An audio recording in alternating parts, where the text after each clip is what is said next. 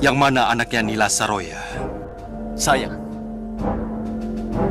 anak langit yang dibesarkan pohon kehidupan.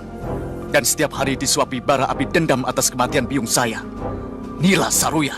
Saya tidak mau bicara lagi sebelum ikatan tangan kami dilepas. Kami bukan maling. Buka ikatannya. Aku ingin tahu apa yang akan mereka lakukan di dalam kedatonku.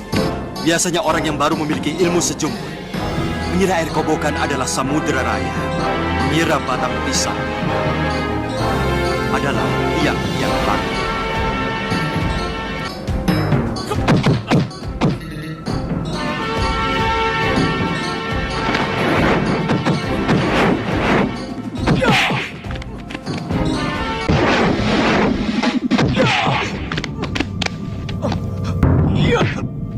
Wira.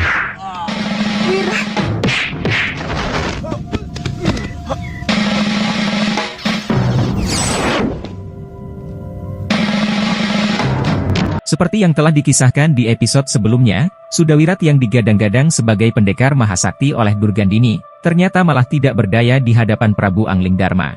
Segala ilmu pamungkas yang dikuasainya hanya sia-sia, karena tak mampu menembus pertahanan sang Prabu. Setiap serangannya terpatahkan dengan mudah, hingga akhirnya ia tersungkur, tubuhnya terluka dan nafasnya tersengal. Raja Malwapati itu bukan hanya sekedar kesatria tangguh, tetapi juga bijaksana. Alih-alih menghabisi Sudawirat, ia memilih untuk melepaskannya. Bukan karena belas kasihan, melainkan sebagai pesan bagi Durgandini dan para pendekar tua lainnya agar ia melaporkan kekalahan ini kepada gurunya. Jangan! Aku tidak mau kamu sampai tewas. Aku tidak takut. Anak muda, kamu telah mendengar kebaikan. Jangan tunggu aku sampai berubah pikiran. Nah, ini mainan kalian. Ayo sudah. Ternyata anak itu benar-benar menguasai ilmu ajian reka gunung. Maaf Gusti Prabu. Kenapa Gusti Prabu membebaskan dia? Aku sengaja memancing kemunculan Durgandini. Mudah-mudahan kegagalan dia tadi akan dilaporkan kepada gurunya. Sungguh luar biasa. Anak semuda itu sudah sanggup menguasai ilmu yang memerlukan pemusatan pikiran yang sangat kuat, Gusti Prabu. Mestinya kalian tidak perlu meleraiku. Aku yakin pertarungan di tempat terbuka akan lebih leluasa. Sudawirat pun murka kepada Lokahita dan pria mitra, merasa tidak terima karena mereka menghalanginya saat hendak kembali menyerang Prabu Anglingdarma. Sungguh benar-benar tidak tahu malu, padahal sudah jelas-jelas bahwa dirinya tidak memiliki kekuatan yang sebanding dengan Anglingdarma. Namun tetap bersikeras melancarkan serangan secara membabi buta. Beruntung, sang Prabu memilih untuk tidak menghabisinya, meskipun seandainya menginginkannya, hal itu dapat dilakukan dengan mudah sekali. Lokahita menyadari hal tersebut, sehingga berupaya menenangkan Sudawirat dan mengajaknya meninggalkan Malwapati saja. Tidak lama kemudian, di tengah percakapan mereka, Durgandini dan Kangsa Dewa tiba-tiba muncul. Dengan nada tegas, mereka mempertanyakan kenapa berada di tempat tersebut dan belum menyerang Malwapati.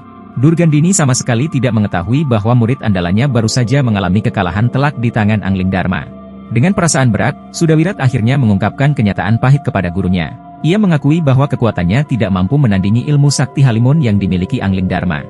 Suatu kemampuan luar biasa yang memungkinkan Anglingdarma bisa menghilang dalam sekejap, sehingga membuat rengkah gunung andalannya sama sekali tidak berdaya. Ajian rengkah gunung hampir saja membalik ke diri saya sendiri. Ya, memang aku belum memberimu ilmu untuk menangkal ajian itu. Tapi memang, ajian Halimun itu sulit untuk ditangkal. Kangsa! Dan di saat itu Durgandini pun menjadi nampak kebingungan, sebab ia menyadari bahwa ilmu Halimun memang susah dihadapi. Kemudian Kangsa Dewa memberi saran bahwa Sudawirat juga harus belajar ilmu Halimun. Dengan sangat kebetulan ia memiliki teman bernama Resi Apicaraka, seorang tukang sihir yang terkenal kejam dan menguasai ilmu Halimunan tersebut. Durgandini akhirnya menjadi sangat lega, Sudawirat akan menemukan guru baru untuk mempelajari ilmu menghilang itu. Dan ia pun sudah tidak sabar lagi melihat Sudawirat menggabungkan ilmu Halimun dengan ajian rengkah gunungnya. Aku sudah tidak sabar. Lihat Raja Malwapati itu menyembah-nyembah murid kita. Meminta ampun. Begitu juga dengan patihnya. Guru, beri saya kesempatan sekali lagi untuk melawan Prabu Anglingdarma. Sudawirat, Ya guru. asal kamu tidak melupakan tujuan utamamu sebagai jago dari segala jago. Jangan sampai rasa penasaranmu malah membuat cita-cita besar itu menjadi layu sebelum sempat berkembang. Mengerti? Saya mengerti, Guru. Wirar, sebagai seorang calon jago, kau harus tahu kapan harus meninggalkan gelanggang. Karena tujuan akhir adalah meraih kemenangan. Mundur untuk kembali merebut kemenangan adalah bukan perbuatan pengecut. Mengerti? Dan di malam itu, tampak Suliwa yang sedang bersama dengan Bongoh sedang membicarakan keganasan pendekar brutal si Sudawirat yang baru saja mengguncang tanah Malwapati.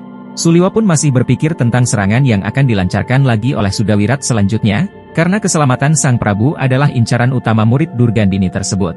Dilihat dari ambisinya yang menggebu-gebu untuk menghabisi Prabu Anglingdarma, tidak menutup kemungkinan Sudawirat akan segera kembali lagi dalam waktu dekat ini.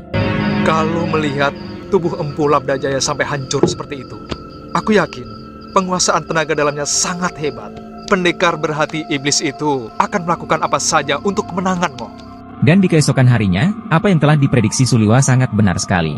Ketiga pendekar sesat yang tidak tahu diri itu akhirnya kembali mengacau di Kutaraja Malwapati. Pemuda brutal titisan Sudamani itu tidak punya rasa malu. Demi nafsu balas dendamnya terwujud, ia ingin bertarung lagi dengan Prabu Anglingdarma padahal sudah dibuat babak belur. Melihat sorot mata anak muda itu, aku yakin dia masih tetap ingin membunuh Gusti Prabu Anglingdarma. Ampun Gusti. Ada apa? Mereka mengacau di jalanan dekat pasar Gusti. Saya kesana dulu Gusti. Hati-hati, dia memiliki ajian yang sangat mematikan. Baik Gusti. Sementara perkelahian di sana yang masih berlanjut, dan di saat itu Bongoh tengah melihat kejadian tersebut segera melaporkannya kepada Suliwa.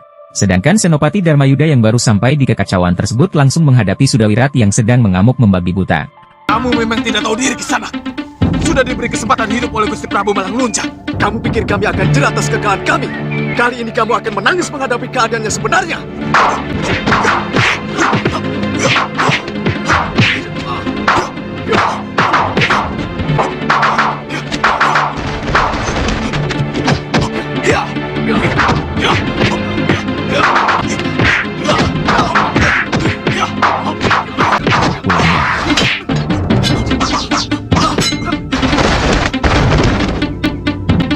Aku akan mempersiapkan ajian Rengga Gunung.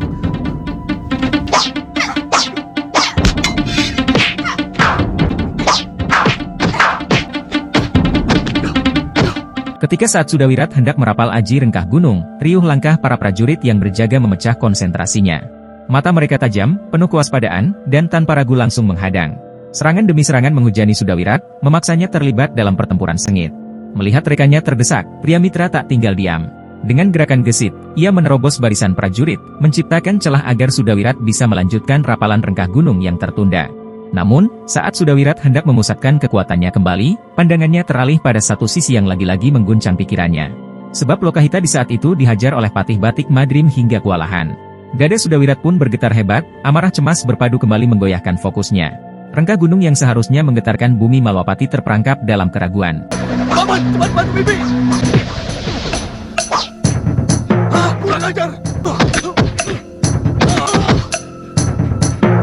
Setelah perjuangan panjang merapal, Sudawirat akhirnya berhasil mengeluarkan aji Rengkah Gunung. Getaran dahsyat memenuhi udara, tanah bergetar seolah ikut gentar pada kekuatan yang dilepaskannya. Namun, sebelum ajian itu mencapai tubuh Patih Batik Madrim, sebuah kilatan energi melesat menghadang. Suliwa, yang baru saja muncul, menepis serangan itu dengan aji Desenderia Ungu, sebuah ilmu langka yang baru saja diwarisinya dari Eyang Suryapati. Dentuman dahsyat terjadi saat dua ajian bertabrakan. Aji Rengkah Gunung berbalik arah, menghantam Sudawirat sendiri. Tubuhnya terhempas keras ke tanah, tersungkur dengan rasa sakit yang menjalar. Belum sempat bangkit, Suliwa melancarkan serangan berikutnya. Ia menyemburkan minyak bambu ke tubuh Sudawirat. Seketika, kulit Sudawirat terasa panas, gatal tubuhnya menggeliat, membuat kesadarannya terguncang dan pikirannya menjadi kacau balau. Dalam kondisi seperti itu, merapal aji Rengkah Gunung sekali lagi tentu saja suatu hal yang sangat tidak mungkin untuk dilakukannya. Kurang ajar.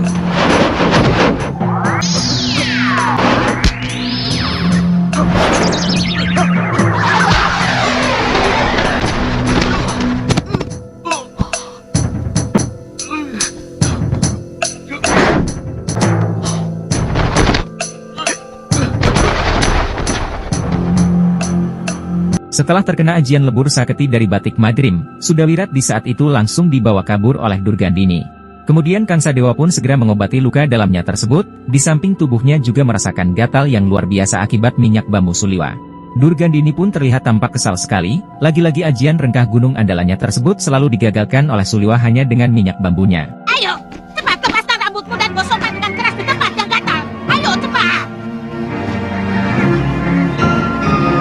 Kemudian Durgandini pun berpikir keras, mencari cara untuk menangkal minyak bambu yang membuat tubuh terasa gatal tiada tara itu.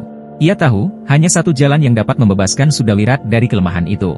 Aji Halimun, ilmu pelindung yang mampu memagari tubuh dari serangan fisik, sehingga ia dapat menghilang dan melindungi dirinya.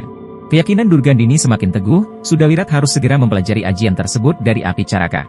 Dan seolah semesta menjawab harapannya, kabar baik pun datang. Ternyata, teman seperjalanan Kang Sadewa, yakni Api Caraka, menyimpan dendam yang sama terhadap Raja Malwapati itu.